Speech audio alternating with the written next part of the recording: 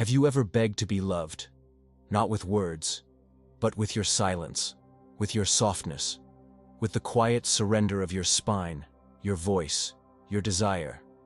Have you ever looked into the eyes of a woman and realized, too late, that your devotion disgusted her? You gave her everything, your time, your patience, your obedience. You thought that if you loved hard enough, deeply enough, she would see your worth. But she saw something else. She saw a man who lost his edge, a man so desperate to be accepted, he forgot how to be respected, a man who would rather be agreeable than powerful. And that's the beginning of the end. A man is not born submissive, he becomes it to please, and she despises him for it. Those are the words of Simone de Beauvoir, a woman who understood female psychology more deeply than most men ever will. And here's the uncomfortable truth behind that quote. Women may desire love, but not at the cost of dominance. They may crave intimacy, but not if it comes wrapped in weakness. And no matter how poetic your devotion is, it won't matter if she feels like you're kneeling where you should be leading. Modern men are told to be gentle, to be nurturing, to be supportive, unconditionally. But they're never told the price, and that price is desire. A woman cannot crave what she controls. She cannot admire what she manipulates. And she cannot follow what she has to pull behind her. So what happens when a man worships a woman? At first, she may be flattered. It feels good to be adored, to be the center of someone's attention. But slowly, that adoration becomes a mirror, one that reflects more about his neediness than her beauty. And the same devotion that once made her feel special begins to feel suffocating, because it no longer signals strength. It signals sacrifice, not the heroic kind, but the kind that makes a man dissolve into a puddle of yeses and apologies. When you place her on a pedestal, you place yourself beneath her, not beside her, not with her, but beneath. And from that position, you can never lead. You can only follow. You can only obey. And here's what no one tells you. Women don't dream of obedience. They dream of mystery, of challenge, of gravity. She wants to feel pulled towards something larger than herself, not trapped in the orbit of your worship. You thought your love would protect her. She felt your love and saw your fear. Fear of losing her, fear of not being enough, fear of setting boundaries, fear of being disliked. But love without strength feels like anxiety, and submission dressed as romance feels like weakness.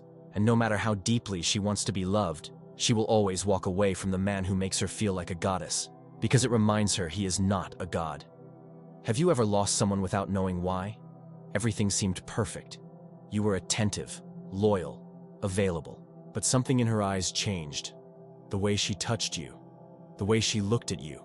Colder, drier, more distant. She stopped being impressed.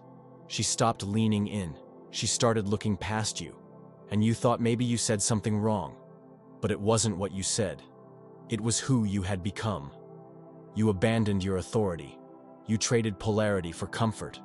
You handed her the sword and begged to be spared. She didn't cut you. She just walked away. Because it's not her job to fix what's not firm. Women want to surrender to a man who won't collapse when they do. They want to feel protected, not worshipped. Desired, not idolized. You may think that loving her loudly, constantly, and selflessly is the path to her heart. But ask yourself, is it her heart you're reaching, or just her guilt? When you give her everything and expect nothing, she doesn't feel special. She feels burdened. Because now she has to carry the weight of your self-worth. And that's not attraction. That's obligation. Have you felt that before? That ache in your chest when she pulls away? That confusion when your kindness is met with distance? Tell me in the comments.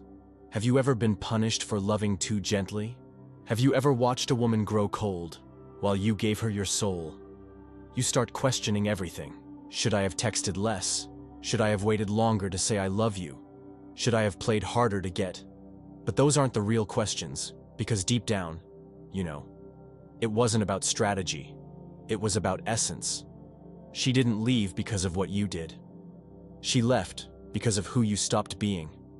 And who was that man? He was firm, certain. He made decisions not to please, but to lead. He didn't ask her how to be. He simply was. He didn't apologize for his standards.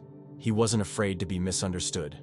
She was drawn to his stillness, his gravity, his quiet defiance of chaos. But somewhere along the way, you lost that man. You thought love meant softening every edge, becoming endlessly accommodating, always agreeable, always available. And in doing so, you became invisible. You faded into a version of yourself so focused on making her happy that you forgot what made you magnetic. And here's the paradox. The more you tried to prove your love, the less she felt it, because it started to feel like desperation, not direction. She doesn't want to be the reason you wake up in the morning. She wants to wake up next to a man who already has a reason. When your purpose becomes her, she feels the pressure of holding you together. She doesn't feel desired. She feels responsible. And love starts to rot when it turns into emotional dependency. She begins to test you, not consciously, but biologically. She raises her voice. She disrespects you. She withdraws. And what do? You apologize. You try harder. You shrink. And she sees it. She sees that you fear her emotions more than you value your boundaries. She sees that you'll bend at the slightest sign of disapproval. And it kills the instinct inside her that wants to surrender. Because she can't surrender to someone who's already surrendered himself. She wants a man who can hold the fire of her chaos without becoming ashes. She wants a man who can say no with love, who can protect both of them from her worst moments, not by running away, but by standing firm. That firmness is what makes her feel safe. It's not control. It's containment. The masculine energy that doesn't silence her, but doesn't get swept away by her storms. You gave her everything, but she didn't want everything. She wanted someone she couldn't move so easily. Someone who could take her seriously, without taking her too seriously. Someone who loved her, but didn't need her to feel whole. Because that kind of man, he becomes unforgettable. He becomes the standard she compares every other man to. Not because he chased her, but because he made her rise. She'll never say it out loud. But deep in her body, she knows. The man who places her above himself will never be the man she desires beneath the sheets. Because love is not the same as polarity, and worship is not the same as want. You thought she wanted a servant. She wanted a sovereign. She wanted to feel your power, not your pleading, your conviction, not your compliance.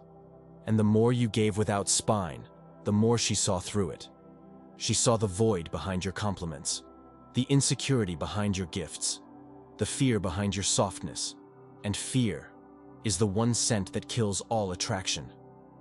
So she turned away, not because she's cruel, but because something primal inside her whispered, "He's not ready to be followed." She didn't need another yes man. She needed someone she could respect in silence. Someone whose presence made her feel more honest with herself. Someone who could see her, not just admire her. Because admiration is easy. Every man can give that. But seeing her, holding her, leading her without fear, that's rare. The truth is, most men are afraid to be disliked. Afraid to draw lines. Afraid to say, "That's not okay." Because they think boundaries will push her away. But boundaries are the only thing that make her want to stay. A man without lines is a man without a spine. And no matter how sweet, how attentive, how giving he is, if she can push him, she will never follow him. Women test, not to be cruel, but to feel who you are beneath your words, to feel if your center holds. They test because they want to stop testing. They test to find a man who passes, so they can finally rest. You think she's confused? No. She's calibrated to strength, not the loud kind, the quiet kind. The stillness that doesn't flinch. The look in your eye that says, "I love you, but I won't lose myself for you." Have you lost yourself? Look in the mirror.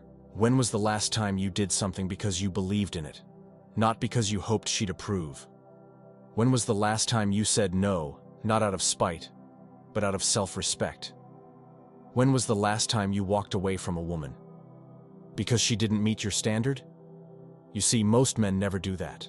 They cling, they settle, they give more, hoping to be chosen. But that's not devotion. That's submission. And devotion without strength becomes self-erasure. She doesn't reject love. She rejects the version of you that abandoned himself in the name of it. And you can feel it, can't you? That sick, hollow sensation of giving everything and being left with nothing. Of building her pedestal and then watching her look down at you. Of thinking that love meant worship, only to be discarded like you were never enough. You feel it in your chest, like shame, like anger, like betrayal. But here's the deeper wound. It's not that she betrayed you, it's that you betrayed yourself to keep her. That's what she felt. That's what she couldn't unsee. A man abandoning his center for a woman who never asked him to. And now, you don't know who to blame. Her? Yourself? The world? But blame won't make you stronger. Only truth will. And the truth is uncomfortable. She didn't leave because you weren't kind. She left because you weren't anchored. And the next time you meet someone, she'll feel you. Before a single word. Before the first kiss.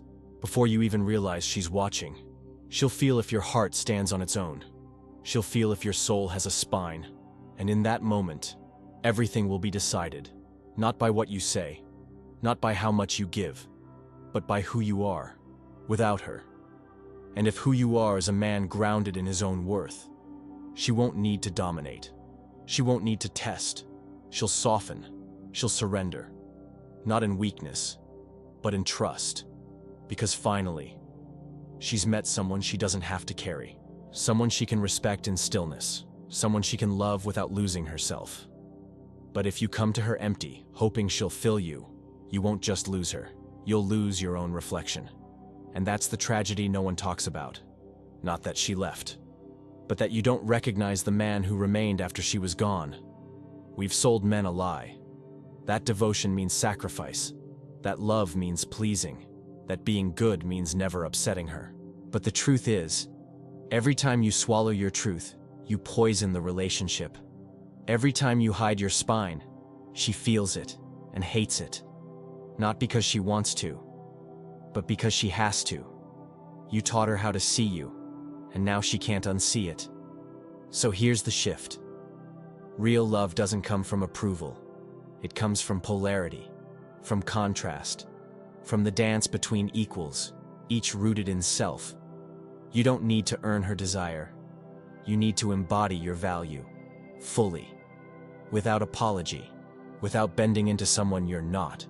And if she leaves you for that, let her. Because no woman worth keeping wants a man who's afraid to be himself. So ask yourself, who are you when she's not looking? What do you stand for when love is no longer your reward? You'll feel alone at first, stripped, exposed. But in that rawness, you'll find your core. And when you do, she'll feel it too. Not because you told her, but because your presence will say what words never could. I see you, but I don't need you to see me for me to exist. That's power. That's freedom. That's when love stops being a performance and starts becoming truth. If you've ever felt this, if you've given too much, lost yourself, tried too hard just to be left unseen, tell me in the comments. I want to hear your story. Not the polished version, the real one. We're building something honest here. Something men don't talk about, but need to. And if this made something inside you wake up, if it reminded you of a part of yourself you forgot, then subscribe, because we need to talk about what no one else will.